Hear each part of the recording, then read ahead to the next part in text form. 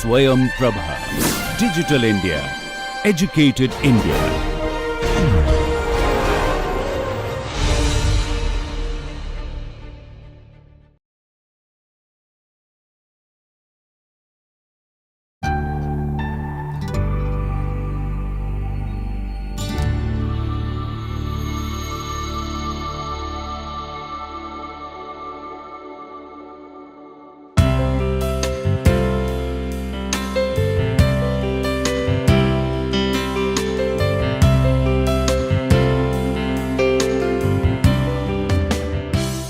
Dear participants, welcome to the fifth module of the fifth week. We have seen the development of the post-colonial theory, gone through the major arguments, and have also tried to review very briefly the three main theorists. In the current module, we would discuss two literary texts in order to find out to what extent the post-colonial representation has been achieved in these two texts. The idea of post-colonial theory, as we have seen, has emerged from the inability of the European theory to deal adequately with the complexities and varied cultural provenness of post-colonial writing.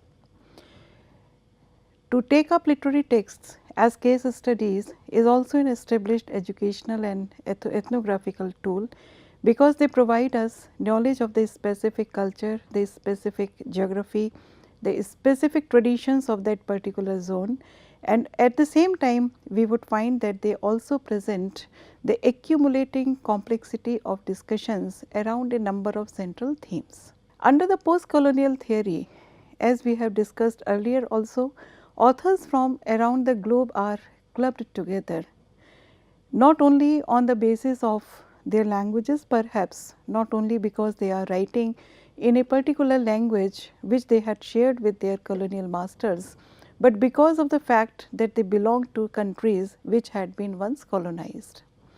All these people and writers have over their scaffolding of literary competence possess an additional layer of colonial culture which has shaped the thematic and formal preoccupations of these writers. I have put the word here, the British colonial culture, as the texts which I am going to discuss in this module are produced by those two authors who belong to erstwhile British colonies. We may see that in these texts the colonial inheritance operates in very specific contexts. Indigenous theories have been developed to accommodate differences within various cultural traditions, as well as the desire to describe the features shared across these traditions. And issues like race, cultural identity, nationalism, mimicry, unhomeliness, migration, etc. are being continually defined and redefined in the post-colonial context by various authors. Today I am going to discuss the two trilogies which have been produced in the post-colonial context and have left a major impact on literary critical theories. The first one is an African trilogy by Chinua Achebe. The other is an Indian trilogy written by Amitav Ghosh.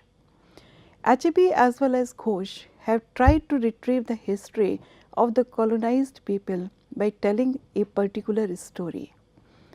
In order to retrieve the history, they have gone back to the roots of different situations to find out what were the reasons which compelled the people to surrender to the colonial masters, and by retrieving the history they also want to regain their identity.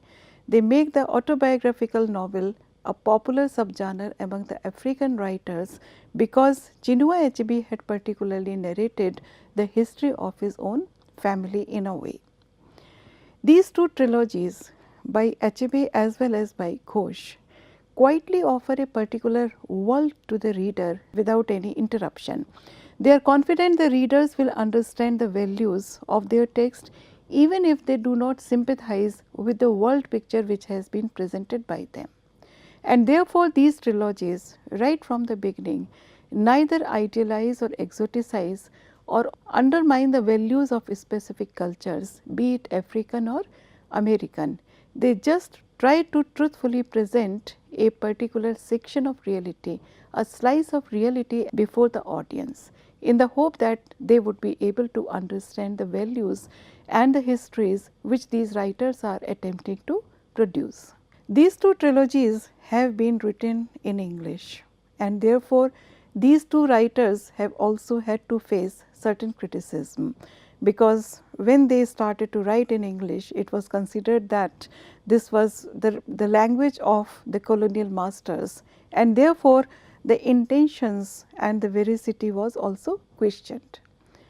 It was also said that they are trying to target the Western audience only by writing in the medium of English language, and also by choosing a narrative structure which is a product of the West. However, we find that both Achebe and Ghosh have used African words and Indian words in order to represent truthfully the understanding of the local truths, and maybe we can understand this attempt to incorporate the local audience also. Sometimes it is said that by incorporating the words of the other languages in English, for example, Achebe has used the African words and Ghosh has used the Indian, or let us say the Bengali words. So, in a way we find that these two writers are also struggling for the universal acceptance of their own language, so that the speakers of these languages do not have a sense of shame in the use of these languages in the international scenario.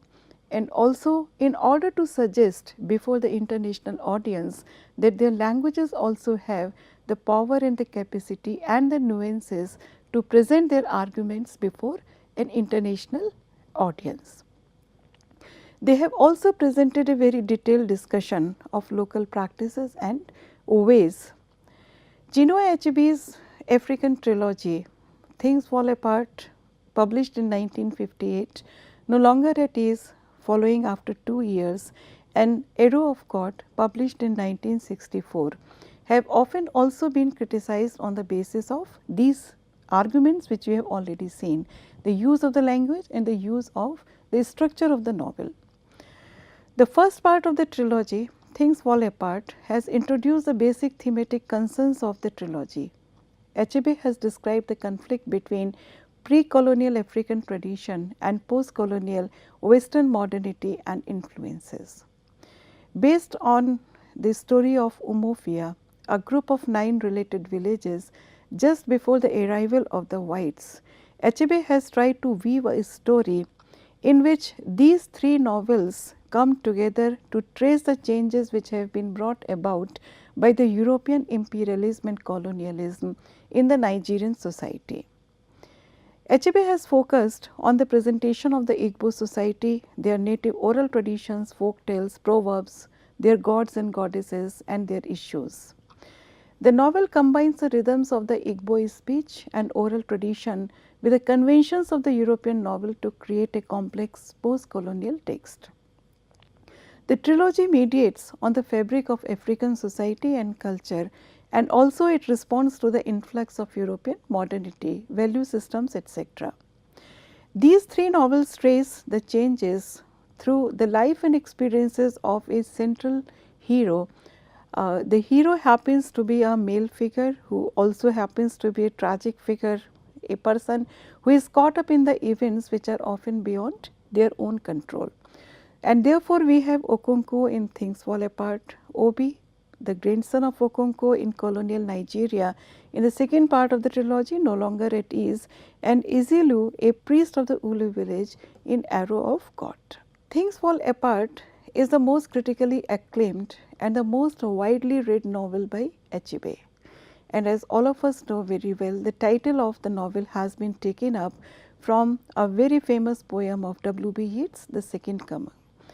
Things fall apart, the center cannot hold. It is an archetypal form of modern African novel in English, which has also influenced the traditions of African novel, whereas in turn it has also adopted the tradition of the European novel. It was very well received in the European market, but it also elicited responses in Nigeria which were initially skeptic or mixed, but gradually it went on to become a very important text in African literature and also in the post-colonial literature the world over. In fact, if we look at the review of Nigerian Nobel laureate Wole Soyinka, we find that Soyinka has termed this novel as the first in English which spoke from the interior of the African character rather than portraying the African as an exotic as a white man would see him. Divided into three parts, we find that the novel is centered around the life and experiences of Okonkwo, the tragic hero, who ultimately paves the way for his own destruction as a result of his hubris and his inability to adopt the changes which have been brought about by the colonial expansion in the traditional Igbo society. The novel has presented a vivid and complex picture of the southeast part of Nigeria. The society is the Igbo society which he has described. However, we find that Achebe has fought against every impulse to present a romantic picture or an idyllic picture of the pre-colonial Nigerian society. He has given a very matter-of-fact detail of the pre-colonial life of the villagers with its own complexities, with its own biases and preferences over different issues. And therefore, the attempts to read this novel from any other perspective except the post-colonial one has ultimately resulted into a fierce criticism of this novel, as we would see later on. The novel also makes it clear that the Igbo society is not an ideal society. It has its own issues and complexes. It has ostracization of the nonconformists, the plights of those people who have been dedicated to gods and therefore they are the outcasts. They have their own superstitions, their own rigid social hierarchies. They also have very ugly treatment as far as the women are concerned. We find that Okonkwo's rise and fall over the course of the novel dramatizes these thematic concerns and puts them into a particular perspective. Okonkwo has always tried to overcome the legacy or the past which has been left for his fate by his father Unoka, who was normally known for those traits which were not masculine enough for any traditional Igbo society. Unoka had been dead for 10 years when the novel begins, and Okonkwo throughout his novel, as depicted by Achebe, has been driven by a desire to reject everything that resembled his father, who had a low status in the Igbo society and had amassed debts.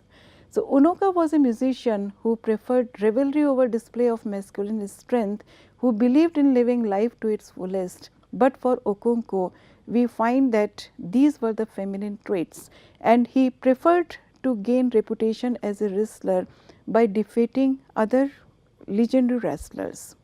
Success for Okonkwo is based on personal achievements, efforts and hard work, and that is why we find that his hegemonic and toxic masculinity does not allow him to look at his own son in a friendly manner. Okonkwo's downfall can be traced to the fear of losing his identity based on a hegemonic notion of masculinity. And as we have seen earlier, he does not like his own eldest son, Dioe, who appears to him to exhibit signs of weakness, and he therefore makes life deliberately difficult for him in the belief that these difficulties and tests would make him strong. Downfall begins with Okonkwo's participation in the killing of Ikemefuna, even though people had warned him against it. Ikemefuna was a hostage child from another village who had been in the custody of Okonkwo and who had always regarded him as a surrogate father. His separation is further compounded when he accidentally kills the son of the man who had warned him not to participate in the killing of Ikemefuna. He is exiled from his village for 7 years as a punishment for the killing of a boy, which is seen as a crime against the earth goddess. So, we find that Okonkwo's exile to his village also introduces us to another major change in the Nigerian society which was happening simultaneously, and that was the arrival of the white men and the reports of their atrocities. The proselytizing mission of the missionaries, who were ultimately able to convert the outcast and those who did not enjoy title or status in traditional Igbo society, started clashes with the patriarchal society of the Igbo people, and Okonkwo led the distaste of the traditional Nigerian societies towards the colonial powers. Okonkwo's own son Noe, whom he had always disliked, converts to Christianity because to him it offers a way to get back at his father and respond to his own needs, to reject the reactionary masculinity which in his mind has been embodied by his father. So, the new religion gains more follower, and Okonkwo resents his mother's clan for being weak and effeminate because they failed to curb the spread of these new forces. The new religion indeed destroys the old customs and thereby the traditional fabric of the pre-colonial society. And in the novel, we find that Achebe has described how the spread of the religion coincided with the spread of the colonial empire, and also gradually we would find, as we would see in Ghosh's trilogy, the spread of the religion coincides with the spread of the colonial empire, and these two also coincide with the spread of the capitalist economic forces.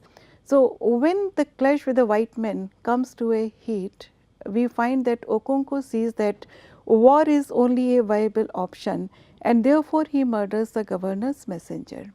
However, in doing so, we find that his tragedy is completed, as he symbolizes that the arrival of the white men would drastically change the old ways and fabric of Nigerian society. So, we find that Achebe presents the story of the transition from pre-colonial Nigeria to colonial Nigeria from the lens of the life and death of a tragic figure like Okonkwo, who represent the old belief systems which cannot survive under colonial empire. Comparisons with Neil Ratan Haldar, a major character in the Ibis trilogy by Amitav Ghosh, would not be inappropriate at this point. Amitav Ghosh's Ibis trilogy is a historical fiction. It is not autobiographical as was Achebe's trilogy. However, we find that it has very meticulously recorded historical details of India under the colonial rule. It comprises of sea of poppies, river of smoke and flood of fire. The time period which it has covered is the first half of the 19th century, and it mainly deals with the events surrounding East India Company's opium trade between India and China. At the same time, this trilogy has taken up the issues of trafficking of coolies, indentured labours to sugar plantations in Mauritius, and events that lead up to the first opium war. The trilogy is named after the ship Ibis, on which the majority of the characters meet each other for the first time. Ibis is transporting indentured labourers and convicts from Calcutta to Mauritius, and these labourers and convicts also include Neil Ratan and Diti, the two major characters of the trilogy. The ship gets stuck in a storm along with two other ships, Anahita and Red Ruth, and some passengers make it to Mauritius, others find themselves in Canton and Hong Kong, and these characters are caught up in the events leading up to the first opium war. The first novel of the trilogy, Sea of Poppies, is set prior to the first opium war. The main characters are Diti, an ordinary and pious village woman who becomes a victim of her circumstances, and in order to escape forced sati victimization, she decides to join the ship in order to escape the Indian society. Another major character is Jachari Reed, an American sailor who is born to a quadroon or an interracial mother and a white father, and he is a person who is trying to escape the racism of his own country. However, he finds better situation when he comes to India. Neil Ratan Haldar is a Raja or a Jamidar who has incurred significant debt because of the investment in the opium trade, and in order to escape his debts, we find that the company ultimately manipulates to entrap him into certain forgeries, and then he is sent to jail, and as a convict he is being sent over this ship. Another passenger is Benjamin Burnham, who owns this ship and who is an evangelist opium trader. By the latter half of the novel, we find that these characters and several others find themselves on board Ibis, which is destined to Mauritius. In the Sea of Poppies, Ghosh has depicted the plight of those peasants who are doubly exploited. For compulsive farming of poppies, the peasants have to go bankrupt monetarily, and then it leads them to choose indentureship in faraway islands to escape the debts. Ghosh shows how colonialism facilitates the inroads of capitalism into Indian society, and it is one of the most poignant critiques of colonialism produced so far by Ghosh. It is more extensive than another novel by Ghosh, also The Glass Palace. River of Smoke follows the lives of characters who survive the storm and mutiny that befalls Ibis in the previous novel, and this novel follows the lives and traditions of Indian migrants in Mauritius. Lives and traditions, because most of the Indian migrants carry the load of the traditions also from India.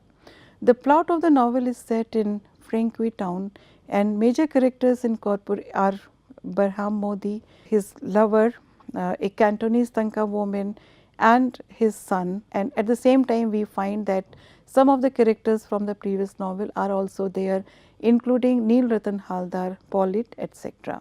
We find that commodification of labor and the intrusion of capitalism into Indian society has been a major feature of The River of Smoke, which is the second novel of the trilogy. Ghosh has drawn a very detailed picture of how opium enslaves the entire social system of India. He tries to draw different facets of the history of opium trade and the opium wars. Through the portrayal of subaltern characters, he compels the readers to see many things which are not mentioned in the documented history of opium trade and opium wars. The labor force, whether they are the farmers or the workers in the opium factories, are monetarily dependent on opium, and in their leisure hours they use it as a drug. Consequently, it tears apart the social fabric as represented by Diti's character in this trilogy. Flood of Fire is the final novel of this Ibis trilogy, and it deals with events between 1839 and 1841, where the first opium war has actually started. It also traces the trajectories of characters who find themselves caught up in the war. Flood of Fire describes, among other aspects of post-colonial experience, the presence of a schism in the Indian people's psyche, irrespective of their social and economic position during the colonial regime. Ghosh describes very clearly how it is not only the subaltern but also the elite Indians who find themselves in a situation of being participants in the colonizing process, and this realization has permanently planted a dilemma in their mind. Through the portrayals of various characters, particularly the characters of Neel Ratan Haldar, the Zamindar, and Kesari Singh in The Flood of Fire, Ghosh has given a very detailed nature of the dilemma of colonized Indians who belong to different socio-economic strata. These characters, Neel Ratan and Kesari, come from different social and economic spheres of society, but neither of them is able to avoid the schismatic effect of the colonial empire. Like Achebe's questioning, Amitav Ghosh's critique has also been related with his credibility of registering the agency of the subaltern, partially because of his socio-economic standing and also because he was writing in the medium of English. But Ghosh's novels have shown us that one does not have to portray only the marginal characters in order to depict their marginality within post-colonial practices. Ghosh does not confine himself in depicting the details of the socio-economically less privileged people, but at times he has also given us the details of the lives of well-to-do people, influential people, and especially the social transactions between people of different nations and social fabric. The marginality or the stakes of the marginal becomes manifest in his texts through these transactions.